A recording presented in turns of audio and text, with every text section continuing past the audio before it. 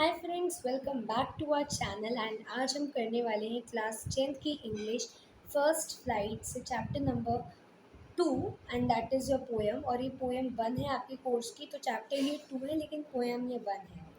सो poem का नाम है डस्ट ऑफ स्नो।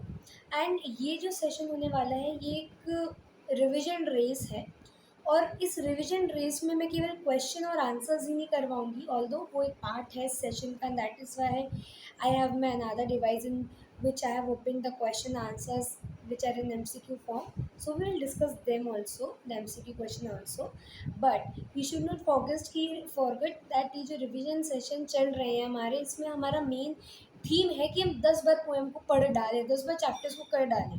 तो वही है कि अब मैं यहाँ पे फिर से एक बार चैप्टर को ले आई हूँ, फिर से पोएम को ले आई हूँ। तो हम पोएम करेंगे, then will move towards the MCQ questions. तो यहाँ पे पोएम को शुरू करते हैं now.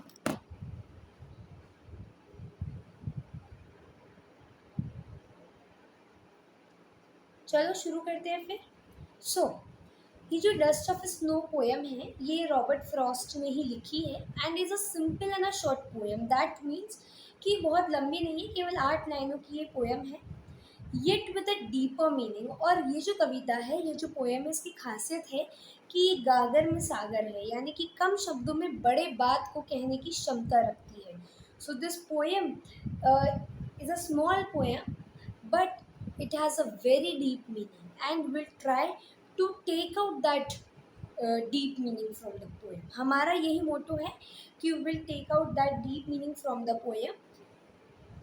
So the poet explains how an act as petty or simple as experiencing snow on one's body can brighten one's day. अब poem में देखो थीम क्या है पोएम का, पोएम क्या कहती है कि एक छोटे सा कोई भी एक्सपीरियंस हुआ है पोएट की लाइफ में, लेकिन वो छोटा सा एक्सपीरियंस पोएट के लिए कितना बड़ा बदलाव लेकर के आया है।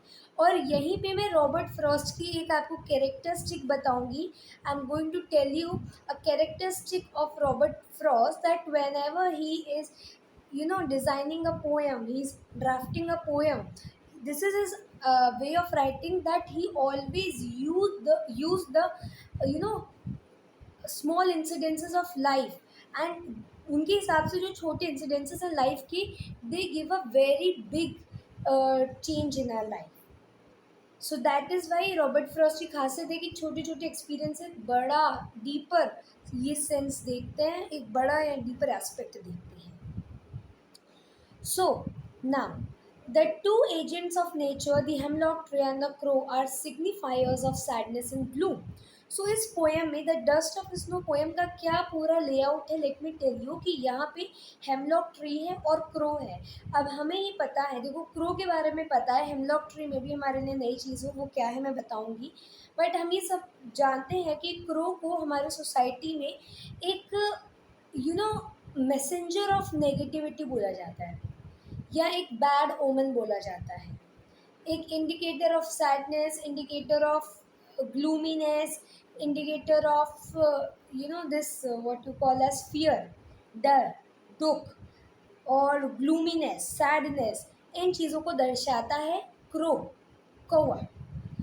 बट हेमलॉक ट्री क्या है? हेमलॉक ट्री भी सी, हम क्रो को जिस तरह से एक नेगेटिव ओमेन बोलते हैं, वैसे ही hemlock tree is also called a negative omen. So hemlock is a tree, that is already mentioned there, that hemlock is a tree, but this tree is negatively used. It's a negative indicator. It symbolizes negativity around. Okay. So generally poets choose beautiful birds and trees for their poems. We have seen कि जो कविताएं हैं, poem है, उनको सुंदर बनाने के लिए हमारे पोएट्स क्या यूज़ करते हैं, बहुत सुंदर एलिमेंट्स को यूज़ करते हैं, beautiful elements of nature they use, beautiful agents of the nature they use. But यहाँ पे रॉबर्ट फ्रॉस्ट ने थोड़ा सा डिफ्रेंसिएशन दिखाया है अपने आप में कि वो क्या यूज़ कर रहे हैं, he is using the negative omens, he is using hemlock tree and crow. But वो इन हेमलॉक ट्री और क्रो को यूज़ करके हमें क्या बताना चाहते हैं पोएट, वो यही है कि हम जिस चीज़ को, हम अपनी सोसाइटी में जिन चीज़ों को नेगेटिव मानते हैं वो हमारे लिए पॉजिटिव होती है। ये केवल हमारे देखने का नज़रिया है। इसका एक बहुत ही अच्छा एग्जाम्पल है कि जब हम खुश होते हैं ना, तो बारिश जो है वो हमें बहुत सुंदर लगती है, हमें वो जो बारिश है वो बहुत प्लीजेंट लगती है। लेकिन जब हम दुखी होते हैं ना, तो वही बारिश हमें पता है क्या लगती है, वही बारिश हमें जो क्लाउड्स हैं उनके रोने की, उनके आंसुओं की एक फॉर्म लगती है, उनके आंसू टपक रहे हैं ऐसा लगता है। तो ये हमारे देखने का नज़रिया होता है, जो पोएट्स अपने पोएम में भी बताते हैं कि हम किस तरह से देख रहे हैं, विजुअलाइज कर रहे हैं। ठीक है, तो वही चीज़ है कि हेमलॉक ट्री और क्रो वैसे सोसाइटी में नेगेटिव माने जाते हैं, लेकिन हमारी पोएम में पोएट इनको एक पॉजिटिव एस्पेक्ट में यूज़ करेंगे, कैसे वो हम देखेंगे। तो क्या होता है, the poet has also chosen hemlock tree in place of oak, pine और मैपल ट्री। सो ये पॉजिटिव कहते हैं कि हम पॉजिटिव ओमेंस हैं। ओक का जो पेड़ है, पाइन ट्री है, मैपल ट्री है, ये पॉजिटिव माने जाते हैं, लेकिन hemlock tree is associated with poison and death, as hemlock was the poison use to kill the great philosopher Socrates. तो यहाँ पे एक बहुत ही इंपॉर्टेंट फैक्ट है, although not important in terms of your exams, but is important to clear your concept कि hemlock tree क्यों negative है। हेमलॉक ट्री इसलिए नेगेटिव है क्योंकि ऐसा कहा गया कि hemlock tree is poisonous tree and एक ग्रेट फिलोसोफर थे सोक्रेट्स, जिनको मारने के लिए इस ट्री का जो जहर है वो यूज़ किया गया था। However, the poet has cleverly used these symbols. तो पोएट ने इन्हीं दो चीज़ों को यूज़ किया है, किन्हें, क्रो को और हेमलॉक ट्री को, जो कि बैड ओमेंस हैं, जो सिग्निफाई करते हैं नेगेटिविटी को, है ना, कि किस तरह से नेगेटिव चीज़ें जो हैं ये पोएट की ज़िंदगी में खुशी लाएंगी, पोएट की ज़िंदगी में एक हैप्पीनेस लाएंगी। So this is what we will be seeing in the poem. Okay, theme देखते हैं, nature as healing and curling power. देखो बोला क्या है कि जो नेचर होता है इसके पास ये पावर है कि वो हील करता है एंड क्योर करता है, curing power. Nature as healing and curing power, that means nature जो है वो इंसान की दिल में जितने भी दुख हैं, इंसान की लाइफ में जितने भी दुख हैं, प्रॉब्लम्स हैं, तो nature is the best healer. Nature is a cure for any of the is cure for any of our disease. Nature के पास सभी तरीके का इलाज है हमारी बीमारियों को लेकर के। Small events in persons life can have a large significance. तो जो इवेंट्स होते हैं ना किसी पर्सन, किसी इंसान की ज़िंदगी में, वो एक बहुत बड़ा हैव अ लार्जर सिग्निफिकेंस, यानी किसी इंसान की ज़िंदगी में एक बड़ा बदलाव ला सकते हैं। One should hope for the best even in the worst situation. बहुत सही बात है, देखो तीन चीज़ें बोली गई हैं, तीनों चीज़ें I will explain you one by one. Now nature has healing and curing power and this is something which we all know, because nature जो है हमें आज भी ये बोला गया है। एंड अगर हम अपने पास्ट में जाते हैं, जब बहुत सारी रेमेडीज़ या मेडिसिन नहीं आई थी, जो लोग हैं, people used to cure themselves and people used to heal up uh, their wounds in life. People used to heal up even their physical uh, hurts using these natural remedies. तो अपनी physical hertz यानी अपनी जो शरीर पे घाव हैं, wounds हैं, और अपने मेंटल, हमारे जो मेंटल वूंड्स है, जो मेंटल हमें प्रॉब्लम्स या मेंटल इश्यूज़ हैं, physical issues as well as mental issues को क्योर करने की क्षमता नेचर में होती है। Small events in a person's life can have larger significance. Now यही तो देखो, आपका कोई एक डिसीजन जो है आपकी लाइफ में बहुत बड़ा चेंज ला सकता है। यही रॉबर्ट फ्रॉस्ट की पोएम थी द रोड नॉट टेकन, उसमें भी बताया गया था, right. Now one should hope for the best even in worst situations. जब आपके आसपास कहते हैं ना कि जब सारी खिड़कियां, सारे दरवाजे बंद होते हैं, तो भगवान जी एक दरवाज़ा हमारे लिए खोलते हैं, and that door, that window is the window और the door for the hope, is the window, or that window that is open, or that door is the place where the hope can enter you. सारे दरवाजे बंद हैं, that means hope कहीं से नहीं आ सकती, but when there is always one door open for you, and that one door is open because the hope will enter from that door. तो hope यानी उम्मीद जो हमारी ज़िंदगी में होती हैं, जब हम किसी चीज़ को लूज़ कर रहे होते हैं तब भी जो होप है और किसी चीज़ की जो स्कोप है, ये दोनों ही चीज़ें हमें नहीं खोनी चाहिए, क्योंकि हमेशा लाइफ में वर्स्ट सिचुएशन में भी एक जो होप होती है या एक जो स्कोप की किरण होती है वो हमारे लिए हमेशा रहती है। Now, author was having a terrible day. Now, summary of the poem. So, यहाँ पे क्या है कि ऑथर का एक बहुत ही बुरा दिन बीत रहा था and was in a bad mood. He was standing near the hemlock tree, which was poisonous. A crow, which must have perched upon the snow-laden hemlock tree, happened to sprinkle some snow dust on him. So, what is the meaning of dust of snow? So, dust of snow is nothing but the particles of snow. तो यहाँ पे क्या है कि crow अचानक से उस hemlock tree पे बैठता है एंड जैसे ही वो बैठता है तो क्या होता है कि पोएट के ऊपर गिरते हैं वो जो हेमलॉक ट्री पे स्नो के फ्लेक्स थे वो. The falling of the snow on his head. अब हेड है शोल्डर है ये नहीं मेंशन है तो आप इस चीज़ को यहाँ पे इग्नोर कर सकते हैं. So you can ignore using head over here because head is not mention in the poem. Lifted his mood instantly. तो जैसे ही वो स्नो उन पे गिरती है ना, स्नो एक रिलीफ सॉफ्टनेस काम को शो करती है दर्शाती है. तो वही चीज़ है कि जो स्नो गिरी उनके ऊपर उससे उनको ठंडक पहुंची. उनका जो डे रिग्रेट में बीत रहा था, जो डे उनका ख़राब हो रहा था वो बचा है ना. And so his mood instantly changed. His mood instantly lifted up from sadness, and his mood was earlier depressive, now changed into the happy mood just because of the crow and the hemlock tree. Now let's see the stanza wise explanation of the poem. The way a crow shook down on me, the dust of snow from a hemlock tree has from a hemlock tree has given my heart a change of mood and saved some part of the day ahead. Rude. So, the way a crow shook down on me. Shook is the past tense of shake. तो हिली चीज़. अब क्या चीज़ हिली? जैसे एक crow बैठा उस पेड़ की ब्रांच पे तो जो पेड़ है उसमें जो स्नो थी वो शेक हुई एंड वो गिरी.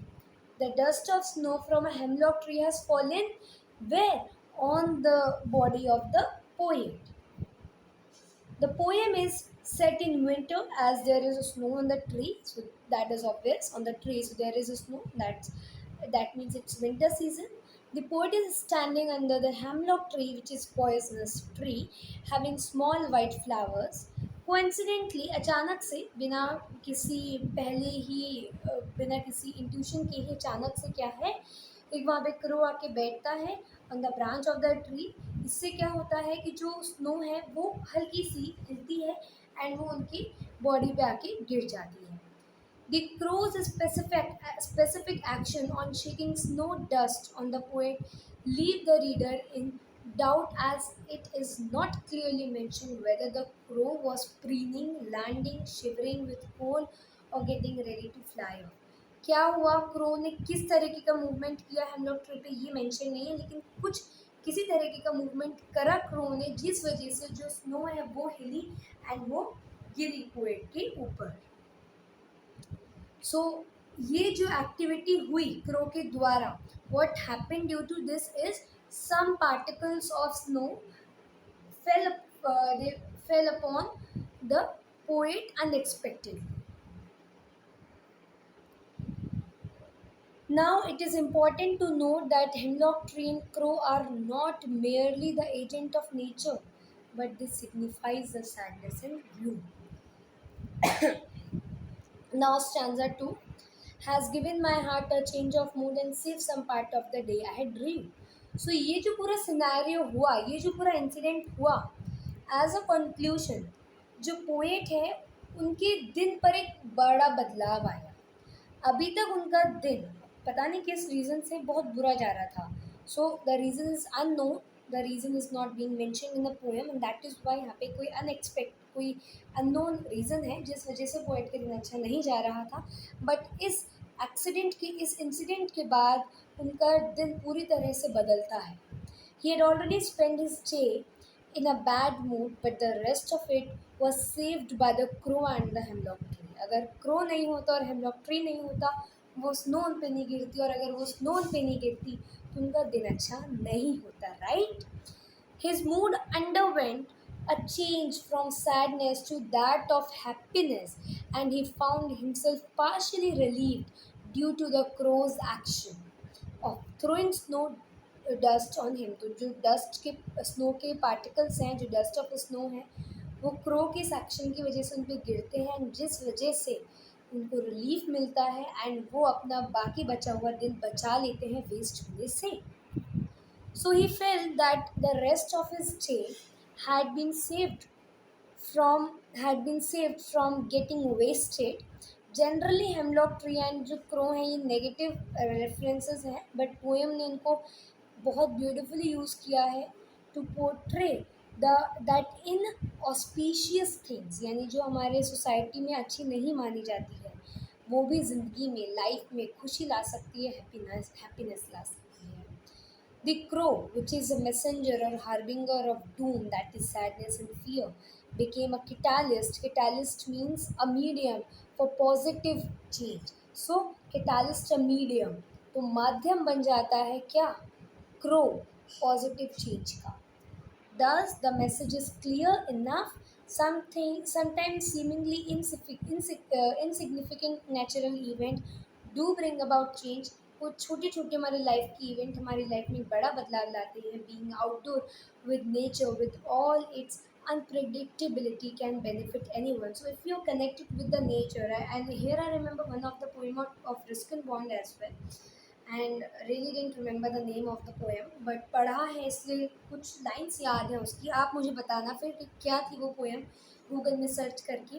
तो उस पोएम में बेसिकली था क्या कि पोएट ये कहता है कि जो हिल्स में रहते हैं या जो नेचर के कांटेक्ट में रहते हैं वो गॉड गिफ्टेड होते हैं या ब्लेस्ड बाय गॉड होते हैं, क्योंकि जो नेचर के साथ रहता है ना, उसको दूसरी किसी कंपनी की ज़रूरत ही नहीं है, क्योंकि नेचर आपका फ्रेंड है, नेचर आपका एक क्योर है, नेचर आपकी फैमिली है, एंड नेचर आपका बेस्ट टीचर भी है, क्योंकि nature teaches you many things in life. Nature, here we can see, cures many of your mental and physical problems in life, and nature is best friend whenever you are sad, whenever you are not happy with your surroundings, whatever is happening in your surroundings, you're not happy with that, you can go and spend time with the nature, and that is the best way to get refreshed.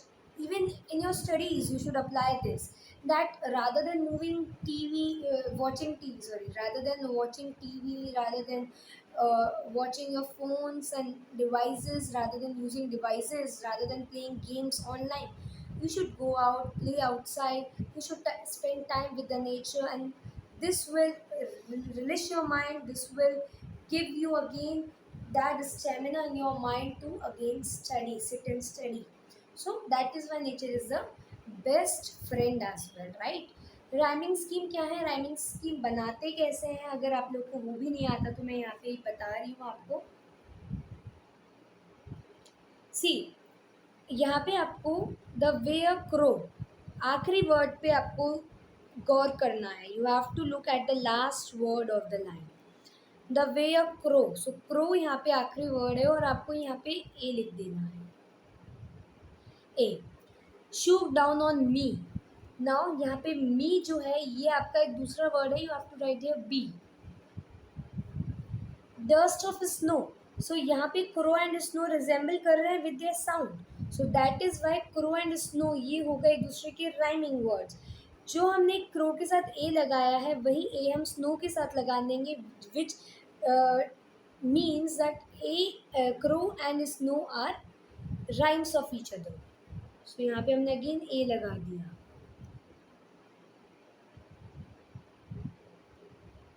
ठीक है, यहाँ पे हमने again ए लगा दिया. From a hemlock tree, now यहाँ पे देखो shoot down on me and from a hemlock tree, यहाँ पे me and tree they do rhyme each other, right? So that is why both of these words are the rhyming words of each other. What the letter we have written for me would be the letter we will write for tree. So अगर हमने shoot down on me पे B लगाया है तो from a hemlock tree इस पे भी हम B लगा देंगे. और जो राइमिंग स्कीम बनता है that is B A B. That means जो ऑल्टरनेटिव लाइंस हैं वो राइम कर रही हैं यहाँ पर. ठीक है. दूसरा stanza, has given my heart a change of mood and save some part of the day. I have drew. Heart पर आप अगेन लगा दो सी, क्योंकि ये दूसरा स्टैंजा हम सी लगा देते हैं. अ चेंज ऑफ मूड यहाँ पे आप लगा दो D. And save some part. Now heart and part they do rhyme each other, so यहाँ पे हम लगा देंगे अगेन सी. एंड र्यूड जो कि आपकी फोर्थ लाइन है वो आपकी सेकेंड स्टैंजा की सेकेंड लाइन के आखिरी वर्ड दैट इज मूड से राइम करती है. तो यहाँ पे भी आप लगा दोगे D. D. So this will form C D C D. Alternative lines again यहाँ पे राइम बना रही हैं. तो यहाँ पे देखो, अब यहाँ पे इन्होंने क्या किया, ए बी और सी डी है वैसे तो राइम स्कीम, लेकिन उन्होंने क्या किया, इन्होंने सेकंड स्टैंजा से ए लिखना शुरू कर दिया.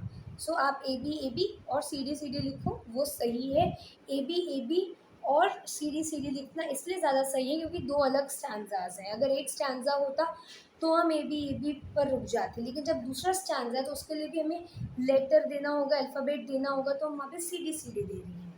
लेकिन यहाँ पे इन्होंने ए बी इसलिए लिखा है क्योंकि ये कॉमन राइम स्कीम चल रही है यहाँ पे.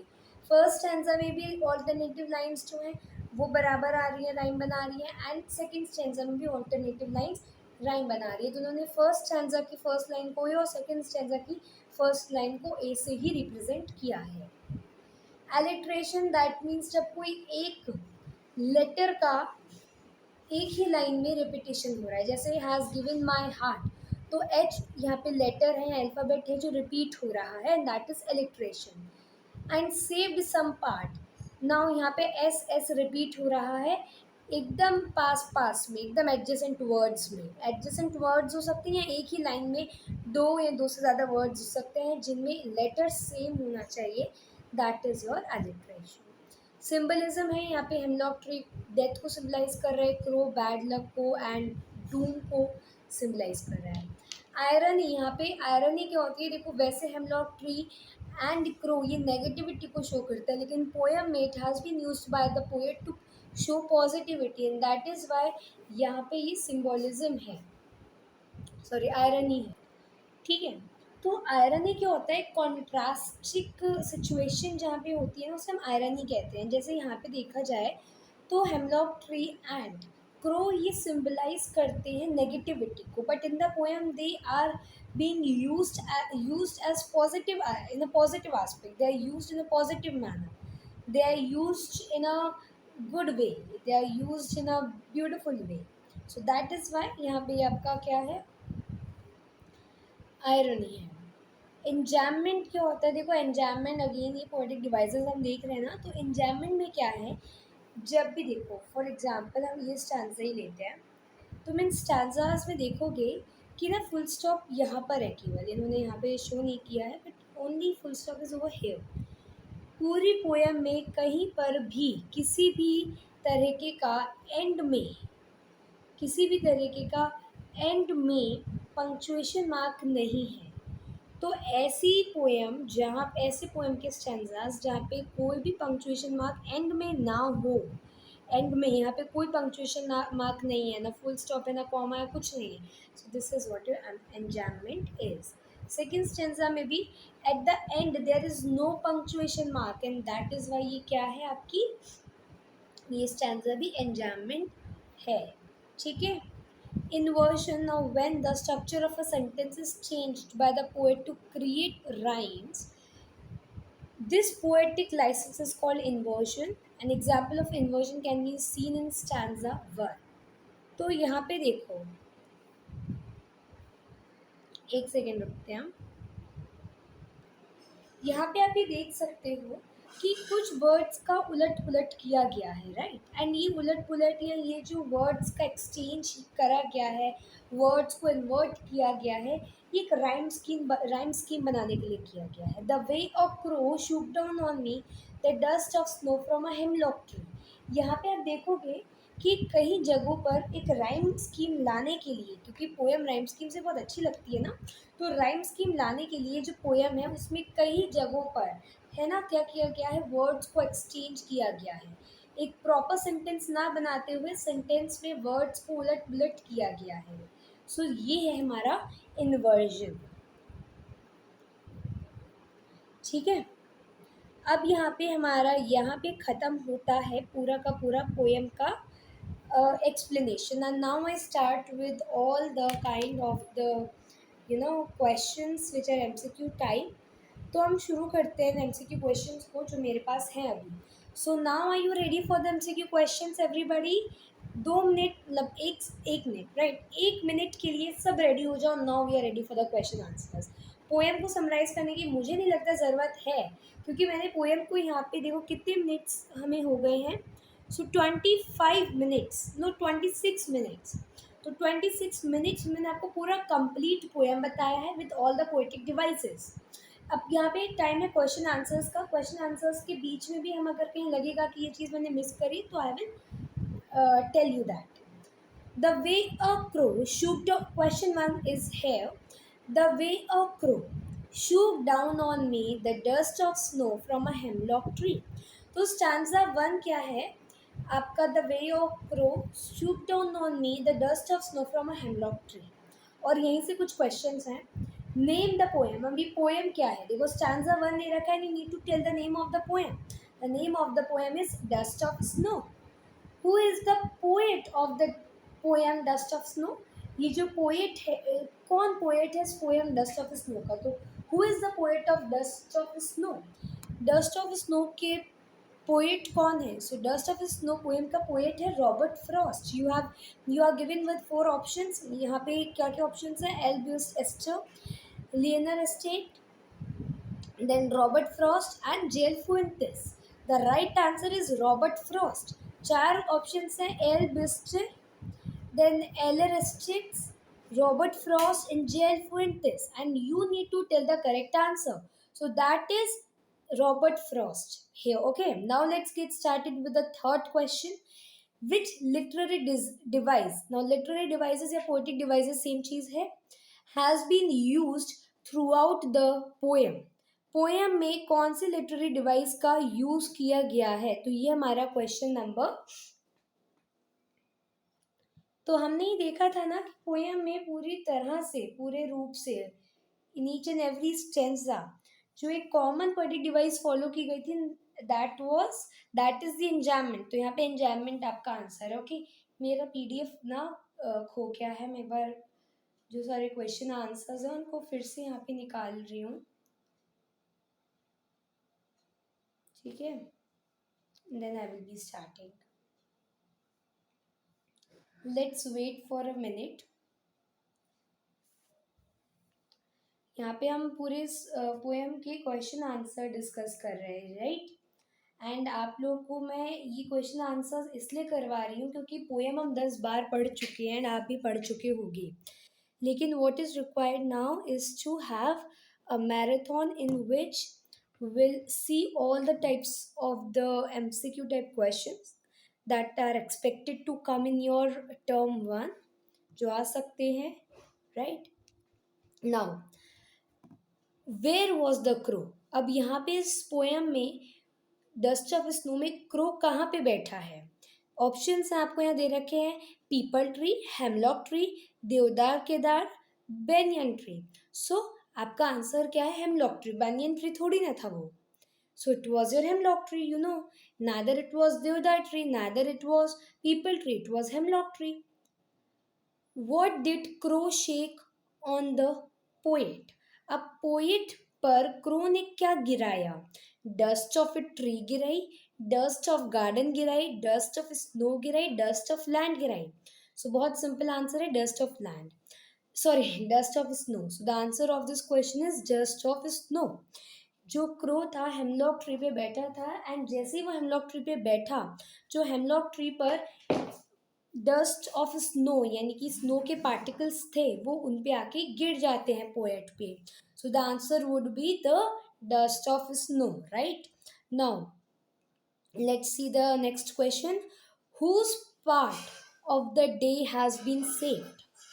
किसका दिन बचा था? हमने देखा था ना, सेकंड स्टैंजा में यही था कि आधा मेरा दिन बर्बाद हो गया था और आधा जो अब दिन बचा है, अब वो मैं अच्छे से बिता सकता हूँ, मैं उसको अच्छे समय मान सकता हूँ। आधा समय तो मेरा बेकार गया, दैट वॉज वेस्ट, बट अब जो मेरे पास टाइम बचा है वो अच्छा बचा है। तो किसका टाइम बचता है? Crow's part of the day, trees part of the day, poet's part of the day, none of the above. तो हमने देखा था कि पोएट का जो बचा हुआ दिन था वो सेव्ड हो जाता है, वो बच जाता है फ्रॉम बीइंग वेस्टेड अवे। तो यहाँ पे किसका दिन बचा? Poets part of the day. What was the mood of the poet in the beginning of the poem? Sad mood था, हैप्पी मूड था, कंफ्यूज मूड था, none of the above. So we know कि वो sad mood था, तभी तो उन्होंने बोला ना कि मेरा आधा दिन जो था वो बर्बाद हो चुका था और अब जो मेरा आधा दिन है अब थैंकफुली वो अच्छा बीत सकता है, क्योंकि उनका आधा दिन बर्बाद हो चुका था। क्यों आधा दिन बर्बाद हुआ था? बिकॉज आज उनका मूड अच्छा नहीं था, he was sad, he was in a sad mood. Now, how does the poet's mood get changed? When he started running, when he started laughing, when the dust of snow fall on him? None of the above. तो उसका option C है, that is when the dust of snow fall on him. जैसे वो जो dust of snow है, यानी कि बर्फ की जो वो पार्टिकल्स थे, वो जो डस्ट ऑफ स्नो थी, यानी कि स्नो के छोटे छोटे पीसेस थे, वो उनके ऊपर गिरते हैं, सो वो उनके मूड को पूरी तरह रिफ्रेश कर देते हैं। So the answer would be when dust of snow fall on him. How did the dust of snow affect the poet?